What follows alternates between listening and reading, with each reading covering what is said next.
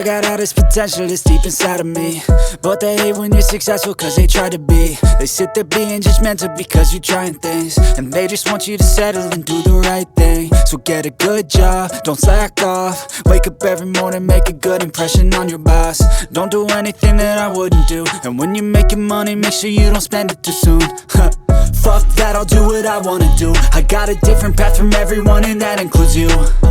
Who are you to tell me how to live life? In these times it feels like nobody's right, yeah. So I'ma figure out what else we succeed, and then invest all of my time into that and proceed.